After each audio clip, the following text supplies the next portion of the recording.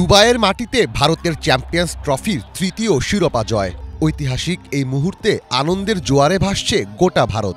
তবে সেই আনন্দ উদযাপনই যেন বিষাদে রূপ নিল মধ্যপ্রদেশের ইন্দোর এলাকার মুসলিমদের জন্য। এবার উগ্র হিন্দুত্ববাদীদের সহিংস আচরণের শিকার হলেন মসজিদে নামাজরত মুসল্লিরা। ঘটনাটি ঘটেছে ভারতের মধ্যাঞ্চলীয় শহর ডক্টর আম্বেদকর নগরে। গত ৯ মার্চ রাতে চ্যাম্পিয়ন্স ট্রফিতে ভারতের শিরোপা জয়ের সাথে সাথেই আতশবাজি, পটকা আর দড়ি বোমা ফাটাতে শুরু করেন স্থানীয় ক্রিকেট ভক্তরা। ঠিক একই সময়ই জামা মসজিদে তারাবির নামাজ আদায় করছিলেন মুসল্লিরা। তবে নামাজরত মুসল্লিদের কথা চিন্তা না করেই মসজিদের সামনে আতশবাজি ও বোমা ফাটাতে শুরু করে উগ্র হিন্দুত্ববাদীদের একাংশ।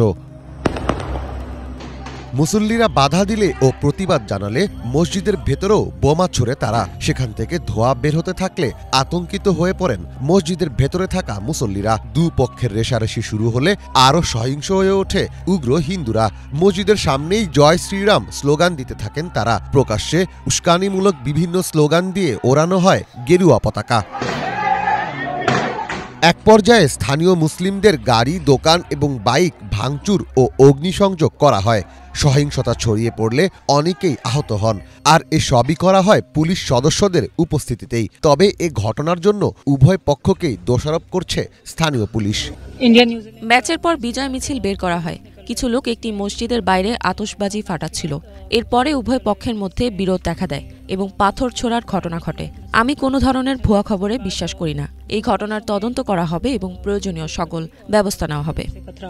সহিংসতা থামাতে পুলিশ দুই দলের উপর কাঁদানি গ্যাস নিক্ষেপ করে এবং লাঠিচার্জ করে। স্থানীয় মুসলিমদের অনেকে অভিযোগ করেন উগ্র হিন্দুদের অনেকে মুসলিমদের ঘরে ঢুকেও ভাঙচুর চালিয়েছে। মুসল্লিদের সাথে উগ্র হিন্দুত্ববাদীরা সহিংস আচরণ করলেও উল্টো 12 জন মুসলিমকে গ্রেফতার করে পুলিশ। হিন্দুত্ববাদীদের অনেকে অভিযোগ করেন তারা শান্তিপূর্ণভাবে বিজয় মিছিল করছিলেন, কিন্তু মুসল্লিরা মসজিদের ভেতর থেকে পাথর ছুঁড়ে মারলে সংঘর্ষ শুরু হয়। তবে জামা মসজিদের ইমাম মোহাম্মদ জাভেদ বলেন, মসজিদের ভেতর পাথর জমা করে রাখা হয়নি, ফলে এমন দাবির কোনো ভিত্তি নেই। मीडिया पर्सन से बहुत खुल के बात कहता हूं, आप पूरी मस्जिद और इसके आसपास के सारे एरिया को छान मारिए, क्या यहां पर पत्थर जमा किए हुए थे?